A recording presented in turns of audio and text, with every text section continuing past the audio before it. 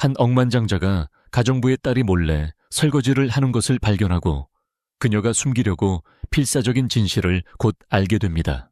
새벽 3시, 고요한 저택의 복도를 걷던 억만장자 고문혁은 텅 빈 주방에서 예상치 못한 광경을 목격합니다. 가정부 김혜진 씨의 딸인 17세 소녀 김가을이 산더미 같은 식기들을 닦고 있습니다. 그녀의 손은 뜨거운 물에 빨갛게 부르텄습니다. 그녀의 눈은 공포로 가득합니다. 그녀는 학교에 있어야 합니다. 대신 그녀는 필사적인 비밀을 숨기기 위해 거짓말을 합니다. 사람을 읽는 능력으로 재산을 쌓은 억만장자는 이것이 단순히 딸이 어머니를 돕는 것 이상임을 직감합니다. 그것은 그가 아직 이해할 수 없는 희생에 대한 단서였습니다.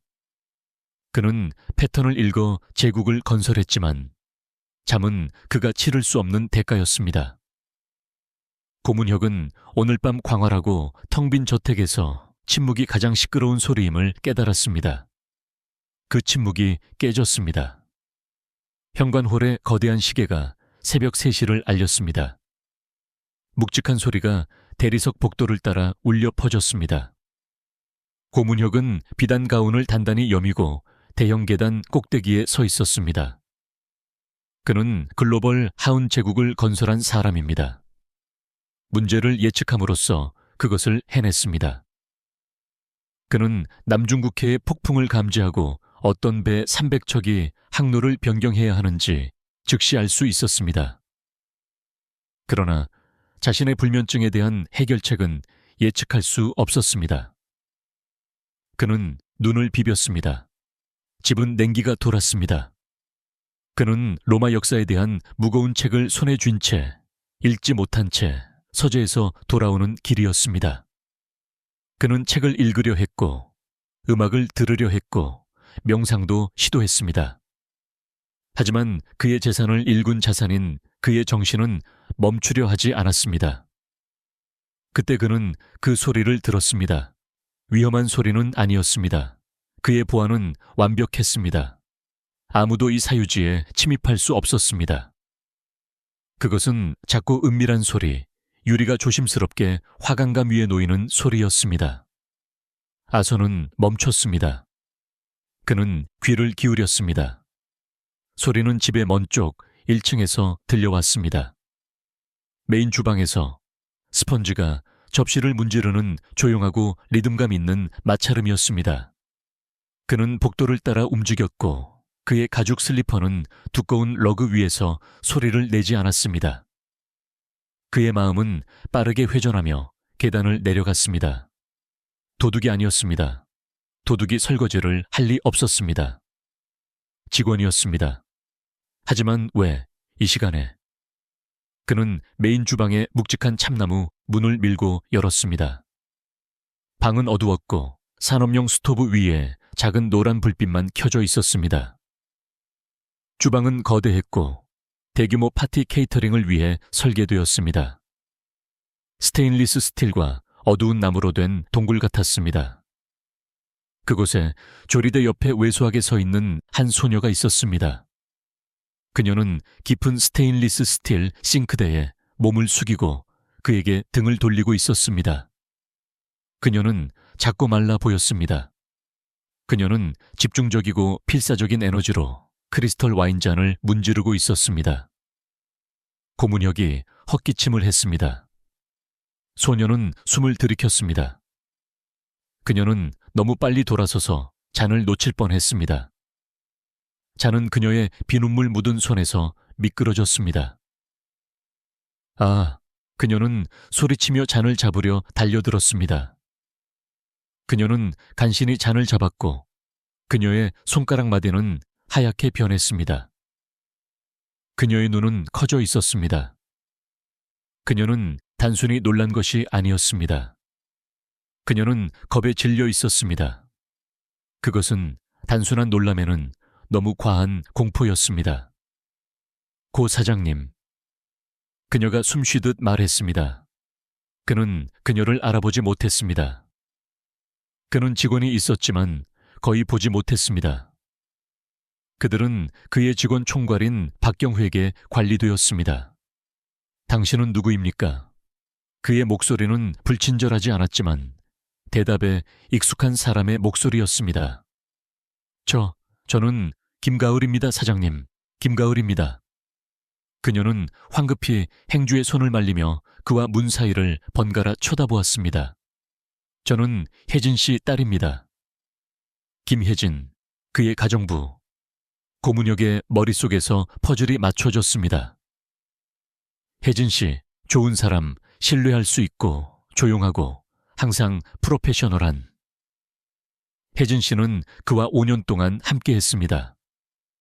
가을 양, 고문혁은 주방 안으로 완전히 걸어 들어오며 말했습니다. 그는 메인 조명을 켰습니다. 방은 차가운 하얀 빛으로 가득 찼습니다. 갑작스러운 밝기에 소녀는 움츠러들었습니다. 이제 그녀가 선명하게 보였습니다. 그녀는 어렸고 아마 17세였습니다. 그녀는 금발 머리였지만 지저분하고 헝클어진 포니테일로 뒤로 묶여 있었습니다. 머리카락 몇 가닥이 축축한 이마에 달라붙어 있었습니다. 그녀는 창백했습니다. 그녀의 눈 밑 피부는 단순히 그림자가 진 것이 아니었습니다. 짙었고 깊은 피로로 멍든 듯 했습니다. 그녀는 몇 주 동안 최전선에 있었던 군인처럼 보였습니다. 이 시간에 여기서 뭘 하고 있습니까? 고문혁이 이제 더 부드러워진 목소리로 물었습니다. 어머니는 어디 계십니까? 편찮으십니다, 사장님. 김가을이 말했습니다. 그 말은 너무 빠르고 너무 연습한 듯이 나왔습니다. 그냥 심한 감기입니다. 그녀는 몸이 좋지 않다고 느꼈습니다. 어머니는 사장님 파티 설거지 때문에 너무 걱정하셨습니다. 제가 어머니에게 말씀드렸습니다. 어머니가 쉴 수 있도록 제가 처리하겠다고요. 고문혁의 시선은 소녀에게서 싱크대로 옮겨갔습니다. 접시들이 산처럼 쌓여 있었습니다. 그의 30명 만찬 파티의 잔해들, 접시, 냄비, 플래터, 수십 개의 잔들. 그것은 케이터링 수준의 엉망진창이었습니다. 한 아이가 아닌 3명이 할 일이었습니다. 심한 감기라 고문혁이 반복했습니다. 그는 그녀를 다시 쳐다보았습니다. 그의 마음은 거짓말을 분석하고 있었습니다. 그것은 서툰 거짓말이었습니다. 이 나이의 아이는 잠을 자야 합니다. 그런데 어머니가 당신을 보냈다고요. 그가 새벽 3시에 어머니의 일을 하라고. 아닙니다. 김가을의 목소리가 날카로웠고 갑자기 방어적이 되었습니다. 공포는 분노의 섬광으로 대체되었습니다. 어머니는 저를 보내지 않았습니다. 제가 여기 있는 걸 모르십니다. 제가 열쇠로 들어왔습니다. 저는 주말에 어머니를 돕습니다. 때때로 저는 어머니의 일과를 압니다. 저는 그저 어머니가 일어나시기 전에 끝내서 걱정하지 않게 하고 싶었습니다. 고문혁은 그것이 용감한 거짓말이라고 생각했습니다. 하지만 어쨌든 거짓말이었습니다. 당신은 침대에 있어야 합니다. 고문혁이 팔짱을 끼며 말했습니다. 내일 학교에 가야죠. 아니, 오늘이군요. 김가을은 움츠러들었습니다. 그것은 자꾸 거의 눈에 띄지 않는 움직임. 어깨의 긴장, 눈에 빠른 하강이었습니다. 고문혁은 그것을 보았습니다. 그는 이사회 테이블 건너편에서 경쟁자들의 움츠러들음을 읽어 자신의 재산을 쌓았습니다. 움츠러들음은 숨겨진 진실을 의미했습니다. 네, 사장님. 그녀는 눈을 바닥에 고정한 채 속삭였습니다. 곧 끝낼게요. 다시는 사장님을 방해하지 않겠다고 약속합니다. 저는 아주 조용합니다. 그녀는 그가 해고된 것처럼 다시 싱크대로 돌아섰습니다. 그것은 분명한 신호였습니다. 제발 나가주세요. 고문혁은 나가지 않았습니다. 그는 그녀가 문지르는 것을 지켜보며 꼬박 1분을 서 있었습니다. 그는 그녀의 작은 손이 뜨거운 물과 비누로 인해 빨갛고 부르튼 것을 보았습니다. 그는 주방을 둘러보았습니다. 그의 시선은 서비스 문 옆에 쳐져 있는 백팩에 닿았습니다. 그것은 낡고 색이 바랜 파란색 백팩이었습니다. 지퍼는 팽팽하게 당겨져 있었습니다. 무거워 보였습니다. 메인 지퍼에는 밝은 파란색과 금색의 우등 졸업끈이 매달려 있었습니다. 고문혁의 눈이 가늘어졌습니다. 그는 그 끈을 알았습니다. 그것은 졸업식에서 수석 졸업생이 매는 종류였습니다. 그 옆쪽 메쉬 주머니에는 작은 액자 사진이 꽂혀 있었습니다. 그것은 오래된 사진이었습니다. 깔끔한 군복을 입은 젊은 여성과 한 남자. 고문혁은 소녀를 쳐다보았습니다. 그는 산더미 같은 접시들을 쳐다보았습니다. 그는 우등 졸업끈을 쳐다보았습니다. 우등 졸업끈, 새벽 3시에 설거지, 거짓말, 피로. 이 조각들은 맞지 않았습니다. 그들은 깨진 패턴이었습니다. 그리고 고문혁은 깨진 패턴을 싫어했습니다. 설거지를 그만두세요. 고문혁이 말했습니다. 김가을은 비눗물 속에 손이 얼어붙은 채 멈췄습니다. 사장님, 그만두세요. 집에 가세요. 잠을 좀 자세요.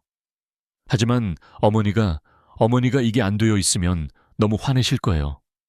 어머니가 혼나실 거예요. 당신의 어머니는 내가 처리하겠습니다. 고문혁이 말했습니다. 그의 어조는 가혹하지 않았지만 논쟁의 여지를 남기지 않았습니다. 집에 가세요, 가을양. 그녀는 망설였습니다. 그녀의 어깨가 축 처졌습니다. 그것은 단순한 안도감이 아니었습니다. 그것은 마치 그녀가 임무에 실패한 것 같은 패배감이었습니다. 네, 사장님. 감사합니다, 사장님. 그녀는 무겁고 젖은 앞치마를 재빨리 벗었습니다. 그녀는 백팩을 잡고 한쪽 어깨에 메고 서비스 문을 통해 새벽전의 어둠 속으로 빠져나갔습니다.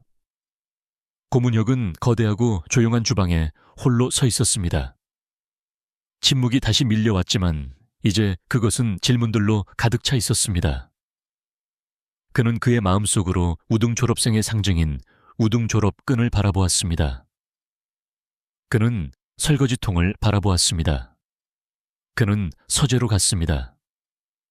그는 잠을 자려고 노력하지 않았습니다. 그는 가죽 의자에 앉아 검은 하늘이 회색으로 변하는 것을 지켜보았습니다. 그는 기다리고 있었습니다. 오전 7시에 그는 전화를 들었습니다. 경호야, 그의 총괄 비서가 전화를 받자 그가 말했습니다. 박경호는 20년 동안 그와 함께한 사람이었습니다.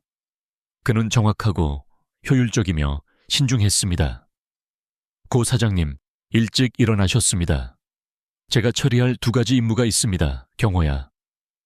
첫째, 우리 가정부 김혜진 씨. 그녀의 상황은 어떻습니까? 고문혁은 그의 총괄 비서가 전화를 받자마자 경호야 라고 말했습니다. 박경호는 20년 동안 그와 함께한 사람이었습니다. 그는 정확하고 효율적이며 신중했습니다. 고 사장님, 일찍 일어나셨습니다. 제가 처리할 2가지 임무가 있습니다, 경호야. 첫째, 우리 가정부 김혜진 씨. 그녀의 상황은 어떻습니까? 잠시 멈춤이 있었습니다. 고문혁은 희미한 키보드 소리를 들을 수 있었습니다. 김씨요. 박경호는 조심스러운 목소리로 말했습니다. 최근 2달 동안 결근이 잦았습니다, 사장님. 사실 저는 그녀의 해고를 논의하기 위해 파일을 준비하고 있었습니다. 그 파일은 보류해 고문혁이 명령했습니다. 그 말은 차가운 강철처럼 나왔습니다. 둘째, 그녀의 딸 김가을이라는 소녀, 약 17세입니다. 고등학교 3학년입니다. 저는 모든 것을 알고 싶습니다. 학교, 성적, 출석. 사장님. 박경호의 혼란은 분명했습니다. 이것은 일반적인 요청이 아니었습니다. 그 소녀가 새벽 3시에 여기 있었습니다. 경호야, 내 파티 설거지를 하고 있었습니다. 그녀는 부서진 듯 보였고 수석 졸업생의 우등 졸업끈을 가지고 있었습니다. 말이 안 됩니다. 저는 이유를 알고 싶습니다. 즉시 처리하겠습니다, 사장님. 한 가지 더, 경호야. 그 소녀의 백팩. 사진이 있었습니다. 군인, 육군, 특전사 군복, 특전 여단인 것 같습니다. 그가 누구인지 찾아내. 고문혁은 하루를 멍한 상태로 보냈습니다. 그는 연료비와 하윤 경로에 대한 회의를 가졌습니다. 그는 홍콩과 런던의 임원들과 이야기했지만 그의 마음은 주방에 있었습니다. 그는 소녀의 겁에 질린 눈을 보았습니다. 그는 우등 졸업끈을 보았습니다. 오후 4시에 박경호가 그의 서재문에 나타났습니다. 그는 얇은 마닐라 폴더를 들고 있었습니다. 그는 결코 흐트러지는 법이 없었지만 오늘은 침울해 보였습니다. 그는 흔들린 듯 보였습니다. 사장님. 그는 윤이 나는 책상 위에 폴더를 놓았습니다. 계속하게, 경호야. 사장님이 맞았습니다. 소녀에 대해. 박경호가 말했습니다. 그는 폴더를 열었습니다. 김가을 17세, 북원고등학교 3학년입니다. 그는 학교 웹사이트의 인쇄물을 책상 위로 밀어 넘겼습니다.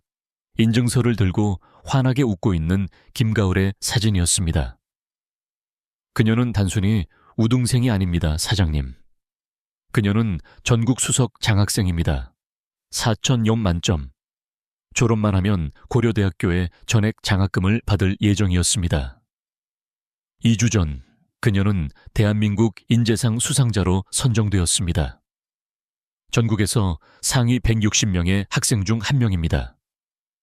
고문혁은 종이를 응시했습니다. 대통령 장학생이 내 설거지를 하기 위해 그녀의 미래를 버렸다고. 그것이 사장님. 박경호가 조용히 말했습니다. 문제입니다. 그는 두 번째 종이를 밀어 넘겼습니다. 그것은 교육청의 공식 출석 보고서였습니다. 제가 북원고 교장 선생님과 통화했습니다. 그녀는 매우 감격해 했습니다. 25일 전부터 김가을 양은 학교에 출석하는 것을 중단했습니다. 그녀는 무단결석으로 기록되었습니다. 교장 선생님은 마음이 아프다고 했습니다. 그녀는 어머니 김혜진 씨에게 계속 전화했지만 전화번호가 끊겼다고 했습니다. 25일. 고문혁이 속삭였습니다. 시간대가 맞춰졌습니다.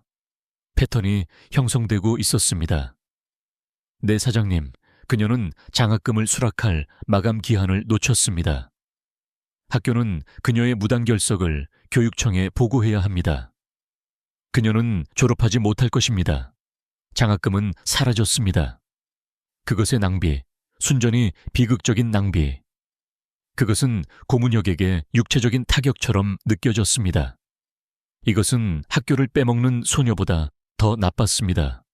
이것은 밝은 빛이 꺼지는 것이었습니다. 왜, 경호야? 고문혁이 낮은 목소리로 물었습니다. 어머니는 왜? 박경호의 목소리는 암울했습니다. 김혜진 씨, 그것은 심한 감기가 아닙니다. 그녀는 2달 전 중증의 공격적인 루푸스로 진단받았습니다. 새로운 치료 전문의, 그녀의 보험은 그것들을 실험적인 것으로 거부합니다. 주 처방약의 자기 부담금은 한 달에 90만 원입니다. 고문혁은 차가운 매듭이 그의 뱃속에서 조이는 것을 느꼈습니다. 혜진 씨는 병 때문에 결근하여 2번째 직장인 세탁소에서 해고되었습니다. 사장님의 직장, 이것이 그들이 가진 전부입니다. 돈을 절약하기 위해 전화가 끊겼습니다. 한 달에 90만 원, 95만 원. 고문혁은 그것이 그에게는 아무것도 아니라고 말했습니다. 반올림 오류. 그들에게는 미래였습니다. 가을 양은 알고 있습니다. 고문혁이 말했습니다. 그녀는 학교를 빼먹고 무엇을 하려는 겁니까? 일입니다. 제가 아직 조사 중입니다. 박경호가 말했습니다. 하지만 그녀는 어머니의 무급교대 근무를 대신하고 있는 것 같습니다. 사장님이 해고하는 것을 막기 위해 이 집을 청소하면서 말입니다. 그녀는 어머니가 너무 아파서 수행할 수 없는 직장과 건강보험을 지키려고 노력하고 있습니다. 고문혁은 일어섰고 분노와 슬픔이 그 안에서 솟아올랐습니다. 그는 창문으로 걸어갔습니다. 군인 경호야, 그 사진. 박경호는 마지막 종이를 책상 위로 밀어 넘겼습니다. 그것은 거칠고 흑백의 군 파일 사진이었습니다. 김영철 대위입니다. 박경호가 말했습니다. 김가을 양의 할아버지, 김혜진 씨의 아버지, 특전여단 베이커 중대, 2차례 복무, 고도의 훈장, 2010년 사망. 고문혁은 그 이름을 보았고 그때 그의 피가 차가워졌습니다. 베이커 중대. 그는 창문에서 돌아섰습니다. 그는 그의 책꽂이에 있는 액자 사진으로 걸어갔습니다. 그것은 그가 수년 동안 진정으로 보지 않았던 사진이었습니다. 흙먼지 나는 이국적인 정글에서 미소를 짓고 있는 군복을 입은 젊은이들 그룹. 내 형, 고문혁이 목소리를 거의 속삭이며 말했습니다. 내 큰형, 고문석. 그는 베이커 중대에 있었습니다. 그는 집에 돌아오지 못했습니다. 고문혁은 박경호를 쳐다보았고 그의 눈은 얼음처럼 맑고 단단했습니다. 이것은 직원이 아닙니다, 경호야. 이것은 가족입니다. 사장님, 그들의 주소를 알려줘. 고문혁이 낮고 위험한 목소리로 말했습니다. 그리고 지금 김가을 양이 어디 있는지 찾아내. 그 주소는 고문혁이 40년 동안 보지 못했던 동네 회색빛 낡은 아파트 단지였습니다. 그는 롤스로이스가 아닌 자신의 평범한 세단으로 직접 운전했습니다. 그는 보이지 않아야 할 필요성을 느꼈습니다. 건물은 삶은 양배추와 낡은 카펫 냄새가 났습니다. 그는 3층의 계단을 걸어 올라갔습니다. 콘크리트는 금이가 있었습니다. 그는 샌비일을 노크했습니다. 그는 느리고 고통스러운 발 끄는 소리를 들었습니다. 문이 체인에 의해 아주 조금 열렸습니다. 눈이 엿보았습니다. 혜진 씨, 고문혁이 부드럽게 말했습니다. 문이 쾅 닫혔습니다. 그는 억눌린 흐느낌을 들었고 이어서 체인 소리가 났습니다. 문이 열렸습니다. 그의 앞에 서 있는 여성은 유령 같았습니다. 그녀는 고문혁보다 10살 어렸지만 20살은 더 늙어 보였습니다. 그녀의 손은 발톱처럼 부어 있었습니다. 그녀의 얼굴은 고통으로 회색이었습니다. 그녀는 금속 보행기에 무겁게 기대고 있었습니다. 이 여자는 그의 집을 관리했던 깔끔하고 유능한 여성이 아니었습니다. 고 사장님, 그녀가 수치심으로 목이 메어 숨 쉬듯 말했습니다. 제가 전화하려고 했습니다. 그냥 제가 아팠습니다. 혜진 씨, 고문혁이 그녀를 멈추며 말했습니다. 당신을 보러 왔습니다. 그는 작고 텅 빈 아파트로 들어섰습니다. 그것은 티 하나 없이 깨끗했지만 추웠습니다. 작은 전기 히터 하나가 구석에서 희미하게 빛나고 있었습니다. 어젯밤에 가을 양을 봤습니다. 그가 말했습니다. 김혜진의 얼굴이 일그러졌습니다. 그녀는 낡은 소파에 주저앉았습니다. 오, 맙소사. 그녀가 약속했는데 제가 그러지 말라고 말했습니다. 저는 제가 아직 일할 수 있다고 말했습니다. 저는 그냥 며칠이 필요했습니다. 혜진 씨, 왜 아프다고 말하지 않았습니까? 그리고 뭐라고 말합니까? 그녀는 창백한 뺨에 눈물을 흘리며 속삭였습니다. 제가 제 일을 할 수 없다고, 사장님이 저를 해고해야 한다고 말입니까? 이 직장, 이것이 저희가 가진 전부입니다. 보험, 기본적인 진료비를 지불합니다. 그것이 전부입니다. 장학금, 고문혁이 조용한 목소리로 말했습니다. 김혜진의 고개가 획 들렸습니다. 그녀의 눈은 새롭고 더 날카로운 고통으로 커져 있었습니다. 대통령 장학금, 혜진 씨 고려대. 알고 있습니다. 김혜진은 소리를 냈습니다. 그것은 울음이 아니었습니다. 그것은 그녀의 영혼 밑바닥에서 나오는 순수하고 여과되지 않은 절망의 통곡이었습니다. 제가 편지를 발견했습니다. 청와대에서 온 편지입니다. 쓰레기통에서 발견했습니다. 쓰레기통에서 말입니다. 제가 그녀에게 물었고 그녀는 그 공허하고 지친 눈으로 저를 쳐다보았습니다. 그리고 그녀가 말했습니다. 장학금이 뭐예요, 엄마? 엄마, 약값을 내주나요? 불을 켜두나요? 김혜진은 자신의 머리카락을 움켜쥐었고 부은 손가락이 떨렸습니다. 그녀는 모든 것을 버리고 있습니다. 그녀의 아름다운 삶 전체를 저를 위해 90만 원 때문에. 고문혁은 그의 심장이 부서지는 것을 느꼈습니다. 이것은 그가 잊고 있었던 종류의 가난이었습니다. 불가능한 선택의 가난. 지금 가을 양은 어디에 있습니까, 혜진 씨? 그녀가 지금 어디에 있습니까? 그녀가 일자리를 구했습니다. 김혜진은 죄를 고백하듯이 시선을 돌리며 속삭였습니다. 진짜 일자리, 야간 근무. 그래서 제가 넘어질 경우 낮에 여기에 있을 수 있도록. 그것은 시내의 이브닝스타 이빙스타 식당입니다. 여기 계세요, 고문혁이 말했습니다. 문 잠그세요. 제가 돌아오겠습니다. 이브닝스타. 식당은 시끄럽고 밝았으며 묵은 커피와 기름 냄새가 났습니다. 고문혁은 마치 다른 행성에 온 것 같은 기분이었습니다. 그는 구석의 부스를 차지했고 그의 맞춤 울 코트는 의상처럼 느껴졌습니다. 친절하고 피곤한 얼굴에 나이든 여종업원이 다가왔습니다. 뭐 드릴까요, 손님? 그냥 커피, 블랙으로요. 고문혁이 말했습니다. 그는 방을 훑어보았습니다. 그리고 그때 그는 그녀를 보았습니다. 김가을은 테이블 사이를 움직이고 있었고 무거운 갈색 쟁반이 한쪽 팔에 균형을 잡고 있었습니다. 그녀의 금발 포니테일은 파란색 헤어 망 안에 숨겨져 있었습니다. 그녀의 유니폼은 한 사이즈 너무 컸고 주머니에는 빨간색으로 패티라고 수놓아져 있었습니다.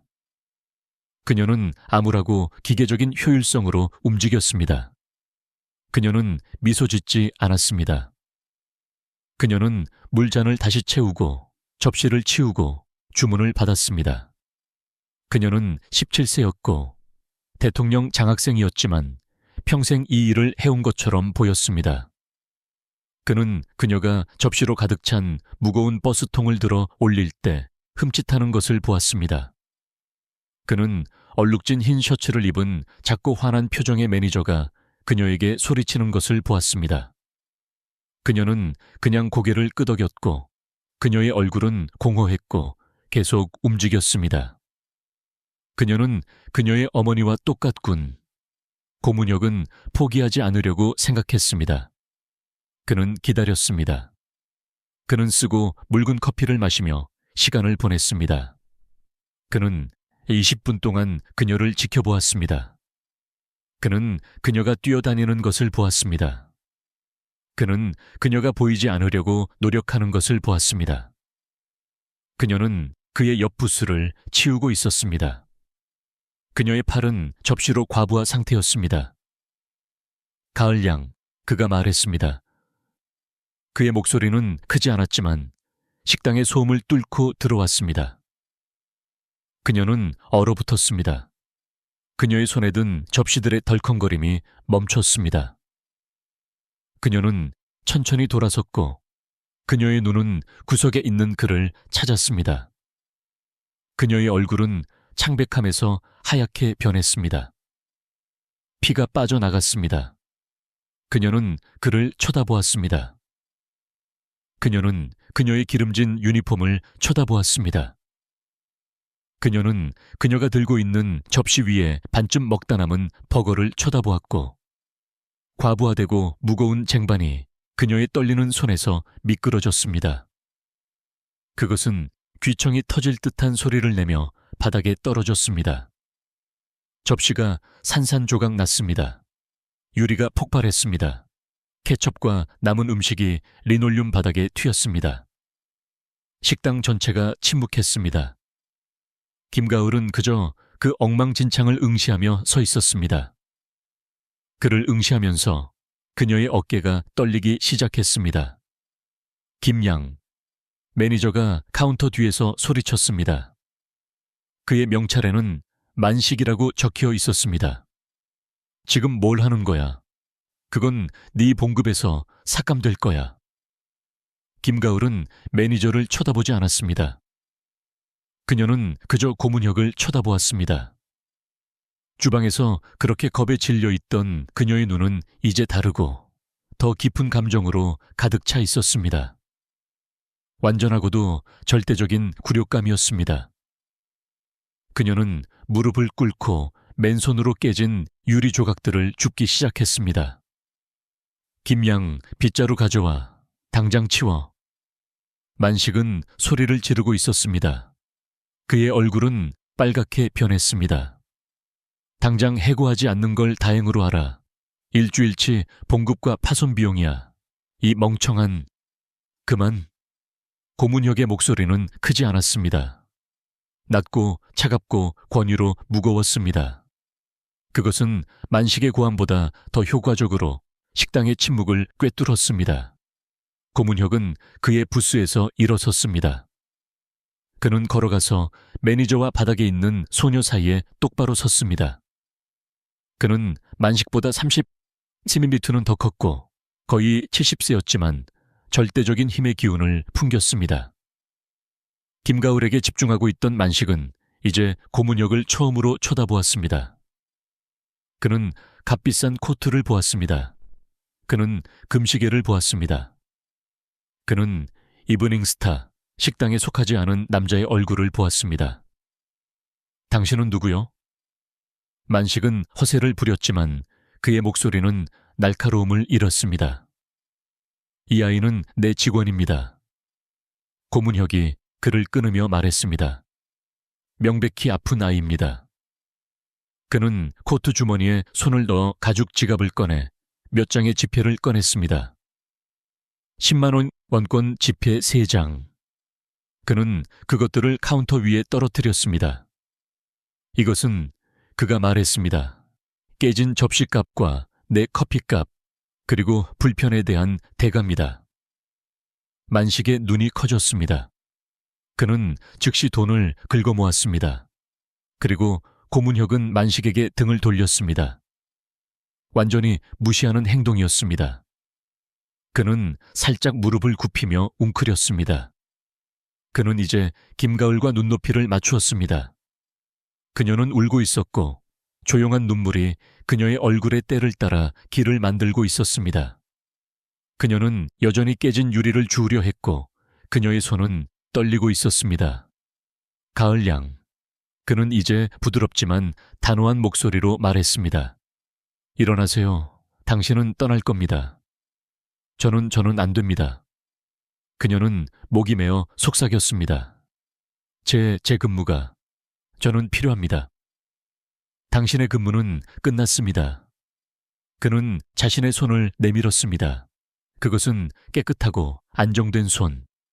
수십억 달러짜리 계약에 서명하는 손이었습니다.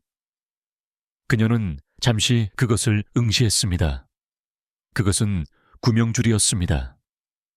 천천히 떨면서 그녀는 자신의 작고 기름 묻은 손을 그의 손에 넣었습니다. 고문혁은 그녀를 마치 아무 무게도 나가지 않는 것처럼 일으켜 세웠습니다. 그는 놓지 않았습니다. 그는 그녀의 손을 잡고 그녀를 문 쪽으로 돌렸고 다른 손님들의 시선으로부터 그녀를 가려주었습니다. 잠깐, 만식이 소리쳤습니다. 그가 학대한 직원일지라도 직원을 잃고 있다는 것을 갑자기 깨달은 것입니다. 그냥 갈 수 없어요. 갈 수 없어요. 그녀는 해야 합니다. 고문혁은 문에서 멈췄습니다. 그는 만식을 돌아보았습니다. 그녀는 끝났습니다. 그가 말했습니다. 그리고 그가 말하는 방식에서 만식은 그것이 사실임을 알았습니다. 고문혁은 유리문을 밀고 열어 김가을을 차가운 밤공기 속으로 안내했고 깨진 접시와 기름에 튀긴 양파 냄새를 뒤에 남겨두었습니다. 차는 침묵의 고치였습니다. 그것은 고문혁의 화려한 모델이 아닌 어둡고 무거운 세단이었습니다. 오래된 가죽 냄새와 희미하게 그의 파이프 담배 냄새가 났습니다. 따뜻했습니다. 열선 시트가 김가을의 등에 부드럽게 윙윙거렸지만 그녀는 너무 추워서 그것을 느낄 수 없었습니다. 그녀는 뻣뻣하게 앉아 있었고 손은 그녀의 무릎 위에서 마주 잡혀 있었으며 여전히 식당 바닥에 때가 묻어 있었습니다. 그녀는 대시보드의 시계를 똑바로 응시했습니다. 오후 11시 47분. 그는 그녀를 채태운 이후로 그녀는 한마디도 하지 않았습니다. 그녀는 조용하고 끔찍한 수치심으로 떨고 있었습니다. 그는 그녀의 가장 낮은 모습을 보았습니다. 그는 그녀가 실패하는 것을 보았습니다. 고문혁은 조심스럽게 운전했고 그의 큰 손은 핸들 위에 가볍게 놓여 있었습니다. 그는 라디오를 켜지 않았습니다. 유리에 맺힌 가벼운 안개를 닦아내는 와이퍼의 툭툭 소리만이 유일한 소리였습니다. 그는 그녀를 힐끗 보았습니다. 그녀는 어둠 속의 윤곽일 뿐이었습니다. 그녀의 얼굴은 돌려져 있었습니다. 그가 조용한 목소리로 말했습니다. 배였습니까? 김가을은 소리에 놀라 움츠러들었습니다. 네? 유리 말입니다. 배였습니까? 그녀는 천천히 주먹을 풀고 내려다보았습니다. 그녀는 느끼지 못했습니다. 그녀의 오른손 손바닥에 작고 어두운 피의 줄이 있었습니다. 저는 모르겠습니다. 괜찮습니다. 고문혁은 한숨을 쉬었습니다. 그는 조용한 가로수 길가에 차를 세웠습니다. 그는 차를 주차하고 실내 등을 켰습니다. 그것은 독서등처럼 부드러운 노란 불빛이었습니다. 그 불빛 속에서 그는 그녀를 보았습니다.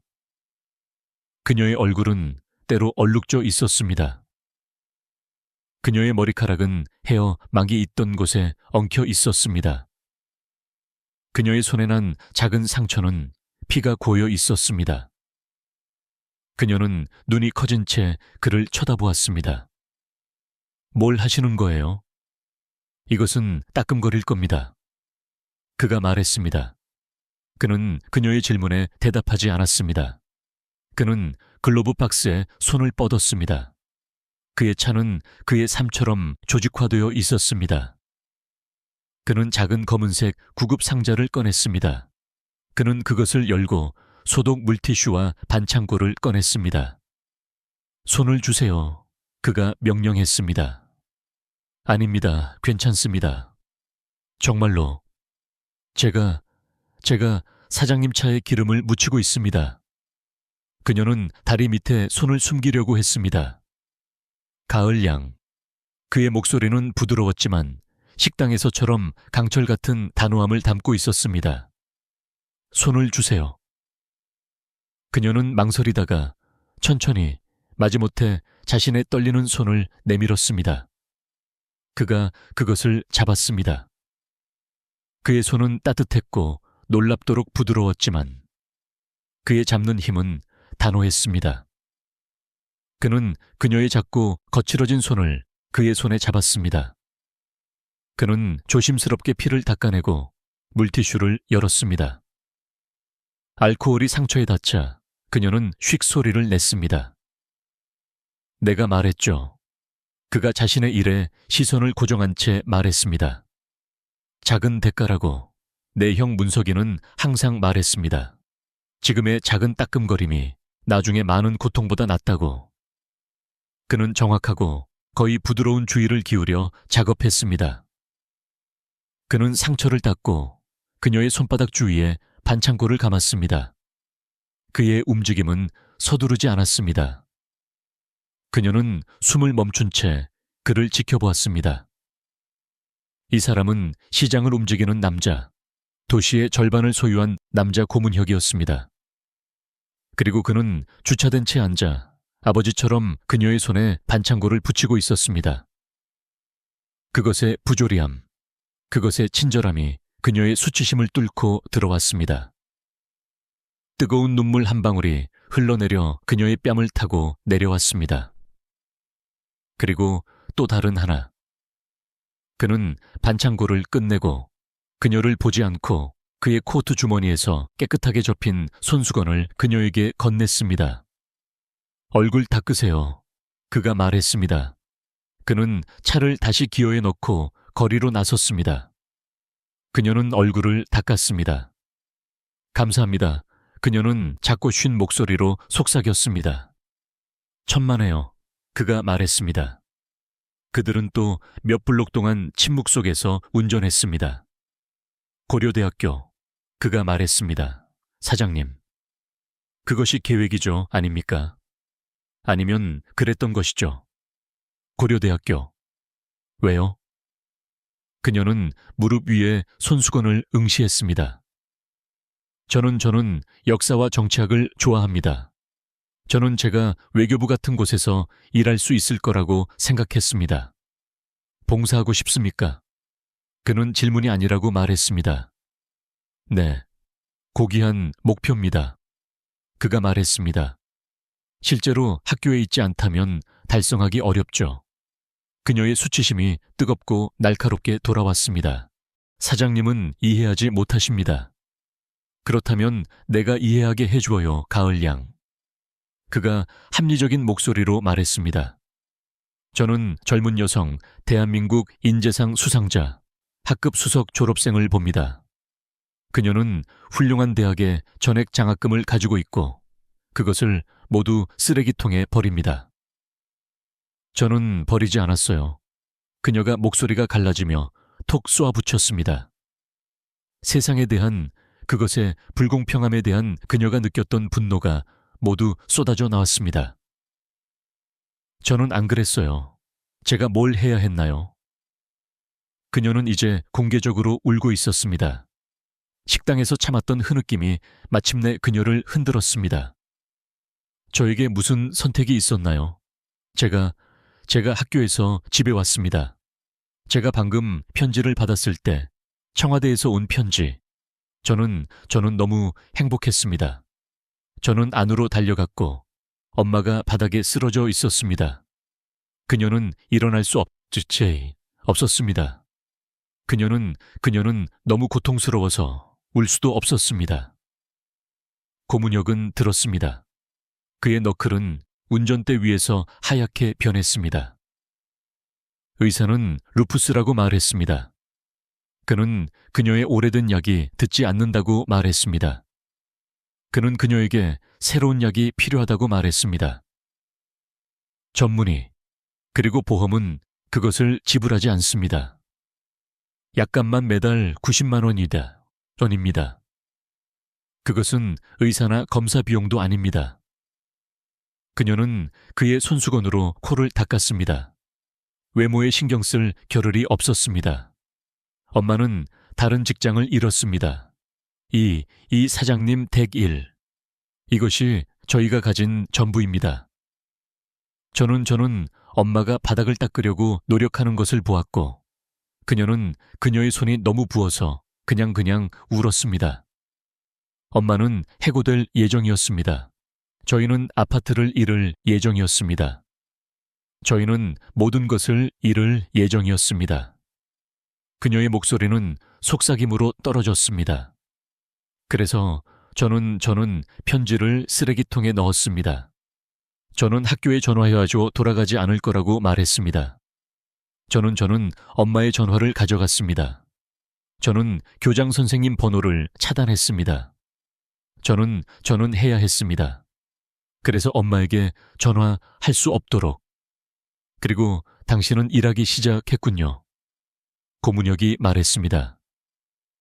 저는 엄마가 아프다는 것을 경호 씨가 알지 못하도록 사장님 댁에서 무급으로 엄마의 교대 근무를 대신해야 했습니다.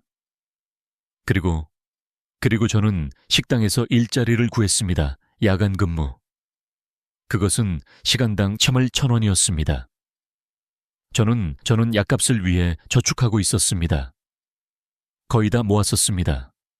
저는 그냥 일주일만 더 필요했습니다.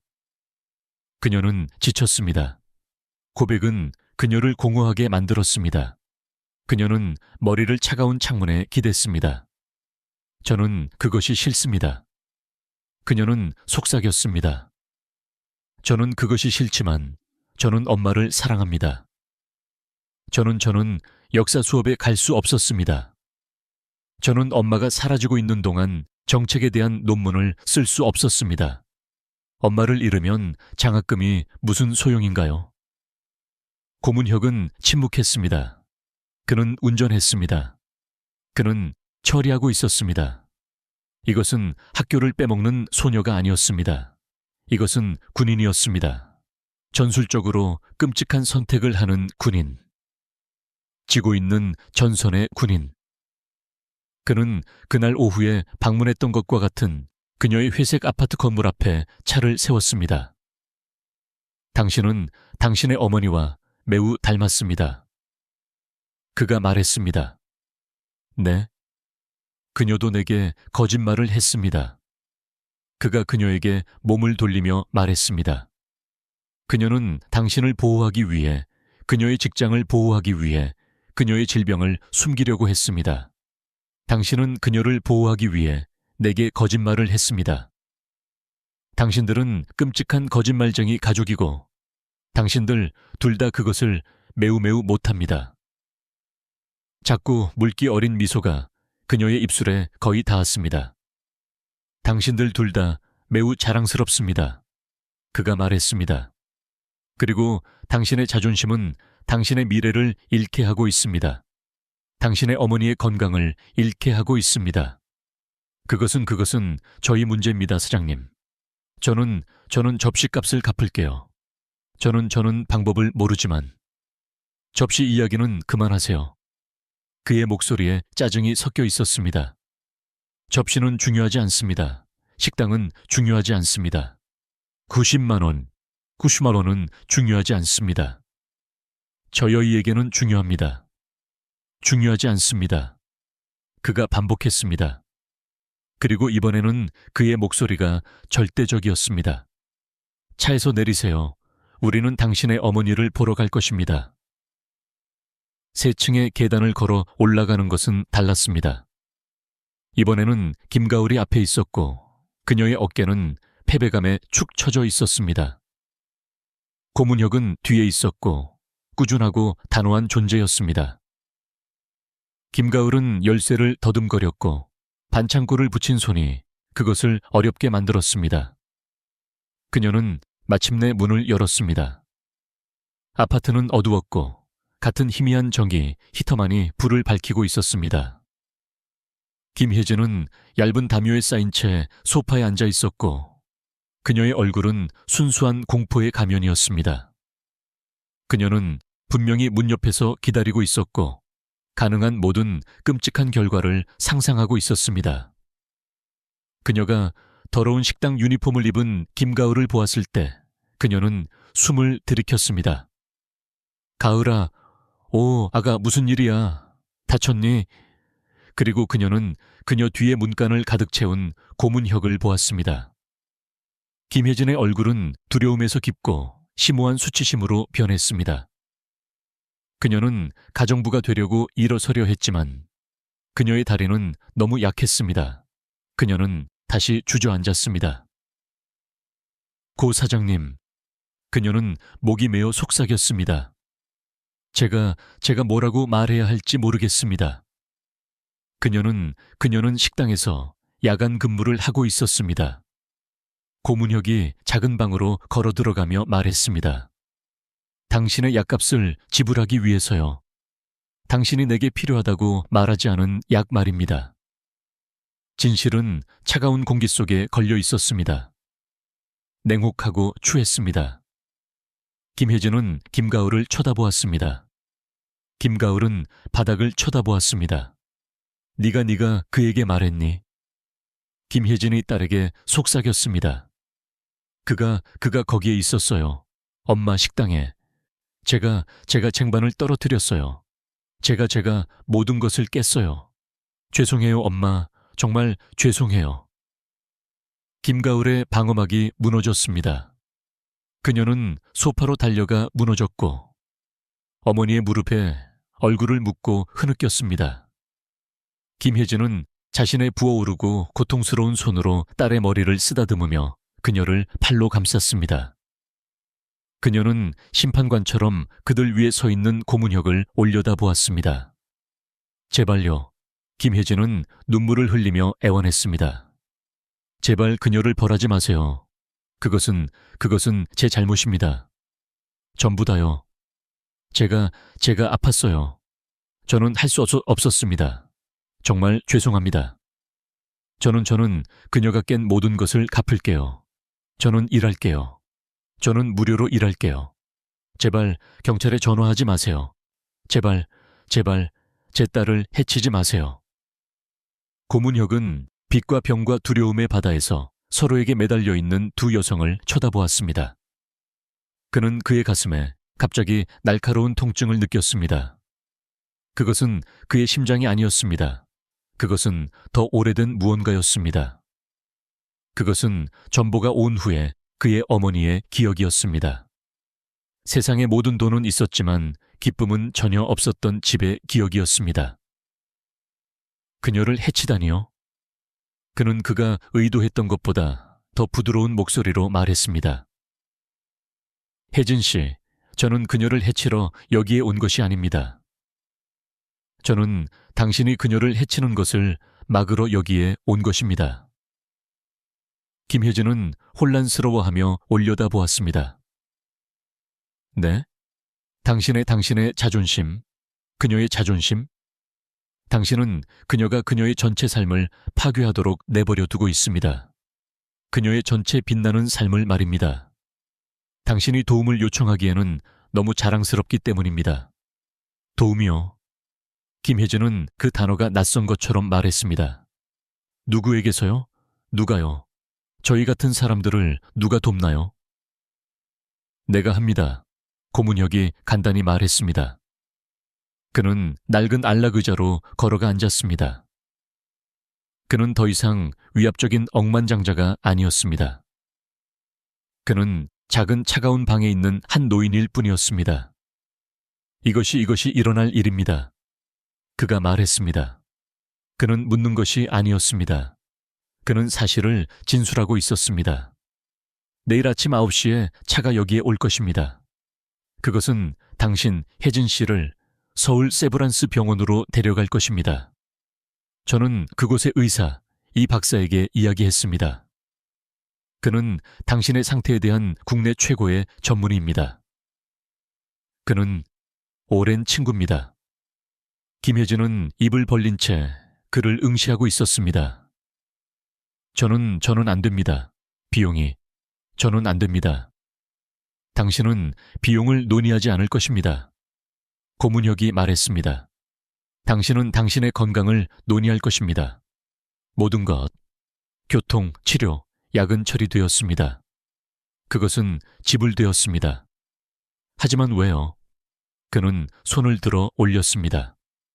저는 아직 끝나지 않았습니다. 가을양. 김가을은 눈물로 얼룩진 얼굴을 어머니의 무릎에서 들었습니다. 내 비서 경호는 오전 8시에 북원고등학교에 있을 것입니다. 그는 당신의 교장 선생님을 만날 것입니다. 그는 당신의 부재를 야기한 가족 응급 상황을 설명할 것입니다. 그는 당신이 기말고사를 치를 것이라고 설명할 것입니다. 당신은 졸업할 것입니다. 당신의 무단결석 기록은 수정될 것입니다. 김가을의 눈이 커져 있었습니다. 하지만 장학금은 제가 마감 기한을 놓쳤어요. 그것은 사라졌어요. 마감 기한. 고문혁이 그의 입술에 희미한 미소를 띠며 말했습니다. 설득력이 없는 사람들에게는 종종 제한일 뿐입니다. 경호는 매우 매우 설득력이 있습니다. 그는 오늘 저녁 고려대학교 입학처와 이야기할 것입니다. 당신은 당신의 장학금을 수락할 것입니다. 당신은 가을에 서울로 갈 것입니다. 그것은 최종입니다. 방은 침묵했습니다. 김혜진과 김가을은 그저 그를 응시했습니다. 그들은 충격에 빠져 있었습니다. 그는 몇 달 동안 그들을 짓눌렀던 문제들을 2분 만에 해결했습니다. 김혜진이 처음으로 말했습니다. 그녀의 목소리는 깨지기 쉬운 속삭임이었습니다. 고 사장님, 왜요? 이것은 자선입니다. 저희는 이것을 받아들일 수 없습니다. 이것은 너무 많습니다. 고문혁은 앞으로 몸을 숙였습니다. 그의 새벽 3시 불면증의 피로가 돌아왔지만 그것은 다른 종류의 피로였습니다. 이것은 자선이 아닙니다, 혜진 씨. 그는 그녀를 쳐다보았고 그의 눈은 그녀의 얼굴을 찾고 있었습니다. 제가 오늘 오후에 여기에 왔습니다. 당신의 아파트를 보았습니다. 저는 당신의 문 옆에서 사진을 보았습니다. 김혜진은 자꾸 잡동사니가 널려있는 사이드 테이블을 힐끗 보았습니다. 사진이요? 작은 것? 군복을 입은 남자? 육군 군복. 김혜진의 손이 그녀의 목으로 갔습니다. 제 아버지입니다. 저희 아빠요. 김영철. 고문혁이 말했습니다. 네, 김혜진은 딸의 자부심으로 가득 찬 목소리로 말했습니다. 김영철 대위요. 고문혁은 천천히 고개를 끄덕였습니다. 저는 알고 있었습니다. 그가 속삭였습니다. 저는 생각했지만 확신해야 했습니다. 당신은 제 아버지를 아셨나요? 아닙니다. 고문혁이 말했습니다. 저는 결코 영광을 누리지 못했습니다. 하지만 저는 그에 대해 알았습니다. 그는 멈췄고 단어들을 모았습니다. 이것은 그가 50년 동안 말하지 않았던 이야기였습니다. 저에게는 형이 있었습니다. 고문혁이 그의 목소리가 멀고 그의 눈은 벽, 과거를 보고 있었습니다. 그의 이름은 문석 톰이었습니다. 그는 제가 아니었던 모든 것이었습니다. 그는 시끄럽고 재미있고 용감했습니다. 저는 그를 숭배했습니다. 김가을과 김혜진은 움직이지 않고 들었습니다. 저는 대학에서 경영학을 공부하고 있었습니다. 그는 특전여단에 입대했습니다. 그는 베이커 중대로 베트남에 파병되었습니다. 김혜진의 눈이 커졌습니다. 그것은 제 아버지의 중대였습니다. 네, 고문혁이 말했습니다. 당신의 아버지가 그의 대위였습니다. 문석이, 그는 집에 돌아오지 못했습니다. 그는 20세였습니다. 그것은 제 어머니를 파괴했습니다. 그것은 우리 가족을 깨뜨렸습니다. 그는 그의 자신의 손, 제국을 건설했던 손을 내려다 보았습니다. 그 사건 후에 제 어머니는 그냥 시들었습니다. 하지만 그때 편지가 왔습니다. 그것은 김영철 대위에게서 온 것이었습니다. 당신의 아버지에게서. 그는 문석이에 대해 썼습니다. 그는 제 형이 용감했다고 말했습니다. 그는 제 형이 다른 두 남자를 구했던 이야기에 대해 말했습니다. 그는 제 어머니에게 문석이가 혼자가 아니었다고, 그가 그의 손을 잡았다고 말했습니다. 그는 그녀에게 그와 함께 복무한 것을 자랑스럽게 생각한다고 말했습니다. 고문혁은 멈춰야 했습니다. 그는 헛기침을 했습니다. 그는 3통의 편지를 썼습니다, 혜진 씨. 그가 만난 적 없는 여성에게 그녀가 잃은 소년에 대해. 그 편지들은, 그것들은 제 어머니를 살게 한 유일한 것이었습니다. 그것들은 평화의 선물이었습니다. 그는 우리에게 제 형을 돌려주었습니다. 그는 그의 가슴 주머니에 손을 뻗어 그의 지갑을 꺼냈습니다. 낡고 숨겨진 접힌 부분에서 그는 작은 정사각형 종이 조각을 꺼냈습니다. 그것은 오래되었고 접힌 곳에서 금이가 있었습니다. 그것은 사진이었습니다. 그의 책꽂이에 있던 것과 같은. 정글에 있는 젊은이들 그룹. 그는 그것을 김혜진에게 건넸습니다. 그녀는 떨리는 손으로 그것을 받았습니다. 그녀는 피곤하고 웃는 소년들 그룹을 보았고 중앙에는 친절하고 강한 얼굴을 가진 젊은 남자가 있었고 그 옆에는 그의 팔을 그의 어깨에 걸친 키가 크고 웃는 소년이 있었습니다. 저분은 제 아버지입니다. 김혜진은 속삭이며 그녀의 손가락으로 얼굴을 따라갔습니다. 그리고 저 소년은 고문혁이 웃는 소년을 가리키며 말했습니다. 제 형 문석이입니다. 김가을이 몸을 숙였고 그녀의 눈이 커졌습니다. 그녀는 그녀의 할아버지, 젊고 활기찬, 그녀가 담배 냄새가 나는 늙고 조용한 남자로만 알았던 남자를 보았습니다. 당신의 아버지, 고문혁은 감정으로 목이 메어 말했습니다. 그의 부하들을, 심지어 그들의 기억까지도 아무도 뒤에 남겨두지 않았습니다. 그는 김가을을 쳐다보았습니다. 그는 그녀의 창백하고 지친 얼굴을 보았습니다. 그는 그녀의 우등 졸업 끈을 보았습니다. 그는 그녀의 할아버지의 눈을 보았습니다. 저는 아주 오랫동안 매우 부유한 사람이었습니다. 고문혁이 말했습니다. 하지만 저는 항상 갚을 수 없는 빚을 지고 있었습니다. 당신의 아버지의 친절함에 대한 그의 명예에 대한 빚입니다. 그는 일어섰습니다. 이것은 자선이 아닙니다. 이것은 가족입니다. 이것은 빚입니다. 50년이 연체된 당신의 할아버지가 제 가족을 구했습니다, 혜진 씨. 이제 당신은 제가 그의 가족을 돕도록 내버려 둘 것입니다. 고문혁은 그의 시계를 보았습니다. 자정이 지났습니다. 차가 오전 9시에 당신을 위해 여기에 올 것입니다, 혜진 씨. 그가 그의 목소리를 부드럽지만 단호하게 반복했습니다. 준비하세요. 이 박사의 팀이 기다리고 있을 것입니다. 김혜진은 여전히 손에 든 오래된 사진에 시선을 고정한 채 고개를 끄덕였습니다. 가을양, 그가 말했습니다. 그녀는 올려다보았고 그녀의 얼굴은 빨갛고 부어 있었습니다. 저는 당신이 오전 8시 30분에 당신의 학교에 있을 것을 기대합니다. 내 비서 경호가 당신을 만날 것입니다. 당신은 들어가서 당신의 교장 선생님과 이야기하고 당신의 최종 시험을 치를 준비를 할 것입니다. 네, 사장님. 그녀가 속삭였습니다. 좋습니다. 그는 문으로 움직였고 그리고 멈췄습니다. 그리고 경호는 또한 당신의 공과금을 다시 연결하고 식료품 배달을 준비하도록 지시받았습니다.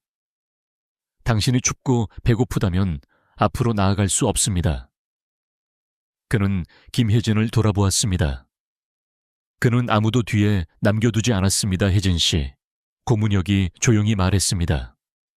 그의 가족도 같은 방식으로 대우받을 때입니다. 그는 떠났습니다. 문이 찰칵 닫혔습니다. 꼬박 1분 동안 어머니와 딸은 움직이지 않았습니다. 그리고 김혜진은 길고 떨리는 숨을 내뱉었고 그것은 절반은 흐느낌, 절반은 웃음소리였습니다. 김가을은 작은 주방으로 달려갔고 그녀의 몸은 마침내 그 밤의 스트레스에 굴복했습니다. 그녀가 떨리는 것을 멈췄을 때 김혜진은 그녀의 보행기에 기대어 물 한 잔을 들고 거기에 있었습니다. 엄마, 김가을이 목이 쉬어 속삭였습니다. 이게 진짜예요. 김혜진은 작고 추운 아파트를 둘러보았습니다. 그녀는 단전 통지서와 딸의 망가진 식당 유니폼을 보았습니다. 그리고 그녀는 손에 든 50년 된 사진을 보았습니다. 그런 것 같구나, 아가. 김혜진은 목소리가 떨리며 말했습니다. 나는 네 할아버지가 우리를 구했다고 생각해. 다음 두 주는 흐릿했습니다. 그것은 보이지 않고 효율적인 승무원에 의해 삶이 재건되는 것을 보는 것 같았습니다. 오전 8시 30분에 떨리는 김가을은 북원고등학교에서 박경호 비서를 만났습니다. 그는 단순하고 완벽한 정장을 입은 남자였습니다. 그는 차분하고 프로페셔널했으며 모든 것을 처리했습니다.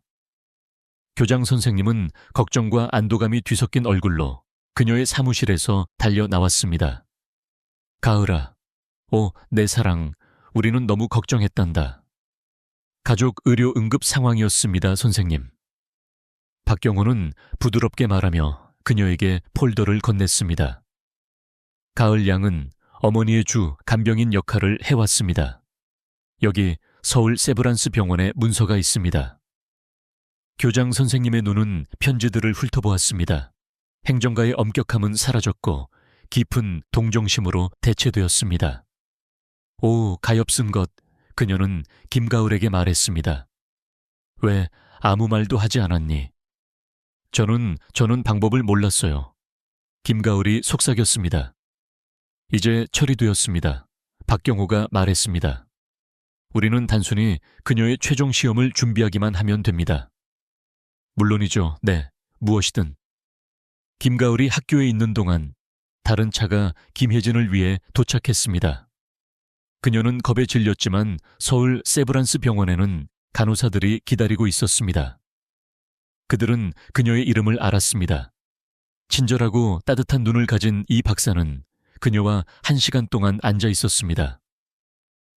우리는 이것을 더 좋게 만들 것입니다. 그가 말했습니다. 당신의 임무는 쉬는 것입니다.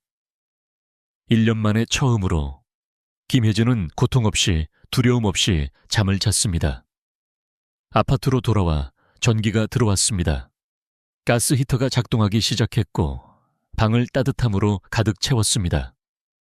식료품 배달 서비스가 음식 상자들과 함께 도착했습니다. 진짜 음식이었습니다. 김가을은 그녀의 작은 책상에 앉아 그녀의 오래된 교과서를 펼쳤습니다. 그녀는 공부했습니다. 그녀는 시험을 쳤습니다. 페이지 위의 단어들은 더 이상 그녀가 잃었던 삶의 알림이 아니었습니다. 그것들은 지도였습니다. 졸업식 날은 밝고 더웠습니다. 고등학교 운동장은 접이식 의자로 가득 차 있었습니다. 김가을은 그녀의 파란색 학사모와 가운을 입고 무대에 앉아 있었습니다. 파란색과 금색의 우둥 졸업끈이 그녀의 목 주위에 걸려 있었습니다. 그녀는 군중을 내다보았습니다. 3번째 줄에서 그녀는 그들을 발견했습니다. 그녀의 어머니는 휠체어에 있었지만 그녀는 아파트의 회색빛, 부서진 여성이 아니었습니다. 그녀의 손에 부기가 가라앉았습니다. 그녀의 머리는 손질되어 있었습니다. 그녀는 미소 짓고 있었고 그녀의 눈은 너무 맹렬한 자부심으로 빛나서 김가을은 그것을 무대에서 느낄 수 있었습니다. 그녀 옆에는 단순한 회색 정장을 입은 고문혁이 앉아 있었습니다. 그는 억만장자처럼 보이지 않았습니다. 그는 할아버지처럼 보였습니다. 그는 김가을의 눈을 잡았습니다. 그는 미소 짓지 않았습니다. 그는 단순히 고개를 끄덕였습니다. 존중의 몸짓이었습니다. 당신의 날입니다. 그녀의 이름이 불렸을 때 수석 졸업생 김가을. 박수는 컸습니다. 그녀는 연단으로 걸어갔습니다. 그녀는 그녀의 연설문을 펼쳤습니다. 그녀는 그녀의 메모를 쳐다보았습니다. 그리고 그녀는 그들을 지나쳐 그녀의 어머니와 고문혁을 쳐다보았습니다. 그녀는 종기를 접어 내려놓았습니다. 안녕하세요. 그녀가 말했습니다. 그녀의 목소리는 맑았고 떨리지 않았습니다. 저는 미래에 대한 연설을 썼지만 저는 그것에 대해 이야기하고 싶지 않습니다. 그녀는 연단의 양쪽을 잡았습니다. 저는 당신이 미래를 볼 수 없을 때 일어나는 일에 대해 이야기하고 싶습니다. 저는 친절함에 대해 이야기하고 싶습니다. 우리는 역사를 대통령과 억만장자 같은 크고 중요한 사람들에 의해 만들어진 것으로 생각합니다. 그녀는 고문혁이 아주 약간 움직이는 것을 보았습니다. 하지만 역사는 또한 작은 선택들에 의해 만들어집니다. 피곤하고 두려워하지만 그럼에도 불구하고 옳은 일을 하기로 선택하는 사람들에 의해서 말입니다. 그가 만난 적 없는 슬픔에 잠긴 어머니에게 편지를 쓰는 군인에 의해서 말입니다. 그녀의 딸이 그녀의 고통을 보는 것을 허락하는 것보다 모든 것을 잃는 것을 선호하는 어머니에 의해서 말입니다. 넘어지는 사람을 보고 지나치는 대신 멈추는 사람들에 의해서 말입니다. 그들은 그냥 멈추고 손을 내밉니다. 그녀의 눈은 그녀의 어머니에게 고정되어 있었습니다. 저의 미래는 저의 것이 아닙니다. 그것은 저를 위해 사줬습니다. 그것은 50년 전에 저의 할아버지에 의해 사줬습니다. 그것은 저를 위해 그녀의 건강을 희생한 저의 어머니에 의해 사줬습니다. 그리고 그것은 아무도 뒤에 남겨져서는 안 된다는 것을 이해하는 한 남자에 의해 저에게 돌려졌습니다. 그녀는 숨을 들이켰습니다. 우리 학급에게 축하합니다. 우리는 해냈습니다. 하지만 그냥 가서 성공하지 마세요. 가서 친절하세요. 그것이 세상을 바꾸는 방법입니다. 감사합니다. 운동장은 침묵했습니다. 그리고 박수가 시작되었습니다. 그것은 예의 바른 것이 아니었습니다. 그것은 환호였습니다. 그녀의 그부들이 일어섰습니다. 그들의 부모들이 일어섰습니다. 교장 선생님은 울고 있었습니다. 김혜진은 그녀의 손에 흐느끼고 있었습니다. 고문혁은 그녀의 어깨를 두드리고 있었습니다. 그의 자신의 얼굴은 굳었지만 그의 눈은 밝았습니다. 한 달 후 김혜진은 돌아왔습니다. 그녀는 완치되지 않았습니다. 루푸스는 감기가 아니었지만 그녀는 관의 상태였습니다. 새로운 약, 적절한 치료, 그것은 그녀에게 그녀의 삶을 돌려주었습니다. 그녀는 고문혁의 서재에 앉아 있었습니다. 그녀는 이 만남을 요청했습니다. 사장님, 그녀가 말했습니다. 그는 그녀가 그의 이름을 사용하도록 주장했습니다. 저는 감사드릴 수 없습니다. 말로 표현할 수 없습니다. 하지만 저는 자선 대상이 될 수 없습니다. 저는 일해야 합니다. 저는 무언가를 해야 합니다. 고문혁은 미소 지었습니다. 그는 이것을 기다리고 있었습니다. 당신이 맞습니다. 동의합니다. 그래서 제가 당신에게 일자리를 준비했습니다. 그는 그의 책상 위에 파일 상자 더미를 가리켰습니다. 제 어머니가 작은 기금을 남겼습니다. 그가 말했습니다. 그녀는 그것을 베이커 중대 기금이라고 불렀습니다. 그녀의 생각은 참전 용사들의 자녀와 손자들에게 작은 보조금을 제공하는 것이었습니다. 책이나 계약금을 돕는 것, 그녀가 그것을 작은 친절함이라고 불렀습니다. 그는 한숨을 쉬었습니다. 어머니가 돌아가신 후 저는 그것을 휴면 상태로 두었습니다. 저는 바빴습니다. 저는 건물을 짓고 있었습니다. 저는 잊었습니다. 그는 그녀를 쳐다보았고 그의 눈은 진지했습니다. 저는 기금을 재개했습니다. 저는 그것에 적절하게 기부했습니다. 하지만 그것은 이사가 필요합니다. 그것은 편지를 읽고 도움이 필요한 사람들을 찾고 그것의 심장이 될 사람이 필요합니다. 김혜진은 혼란스러워하며 그를 쳐다보았습니다. 하지만 저는 가정부입니다. 아닙니다. 고문혁이 말했습니다. 당신은 참전용사의 딸입니다. 당신은 희생을 이해하는 여성입니다. 당신은 필요할 때 자존심 때문에 요청하지 못하는 것이 어떤 것인지 이해합니다. 저는 당신보다 더 자격이 있는 사람을 생각할 수 없습니다. 김혜진은 상자들을 쳐다보았습니다. 그녀는 자선이 아니라 목적을 제안받고 있었습니다. 네, 그녀는 목소리를 맑게 하며 말했습니다. 네, 저는 영광으로 생각합니다. 여름이 끝났습니다. 8월 말에 시원한 아침이었습니다. 김가을은 고려대학교로 떠나고 있었습니다. 이제 관의 상태인 김혜진은 그들의 새로운 밝은 아파트에서 그녀를 배웅했습니다. 고문역에 세단이 도착했습니다. 그가 내렸습니다. 모두 준비됐나? 그가 물었습니다. 모두 준비됐어요. 김가을은 그녀의 미소를 활짝 지으며 말했습니다. 몇 가지가. 그가 말하며 그녀에게 상자 하나를 건넸습니다. 안에는 정치학 논문을 위한 새 노트북이 있었습니다. 사장님, 이것은 너무 과합니다. 말도 안 되는 소리, 그가 말했습니다. 그리고 그는 그녀에게 납작하고 정사각형의 봉투를 건넸습니다. 그리고 그녀는 그것을 열었습니다. 그것은 단순한 어두운 나무 액자였습니다. 안에는 사진이 있었습니다. 정글 속의 젊은이들, 그녀의 할아버지와 그의 형. 하지만 이것은 사장님 것입니다. 그녀가 말했습니다. 사장님 책상에 있던 거요? 아닙니다. 고문혁이 부드럽게 그녀를 정정했습니다. 내 책상에 있던 것은 내 어머니의 것이었습니다. 이것은 문석이의 것이었습니다. 그들이 그의 물건을 집에 보냈을 때 그것은 그의 지갑에 있었습니다. 그것은 상자 안에 있었습니다. 나는 그가 당신이 그것을 갖기를 원할 것이라고 생각합니다.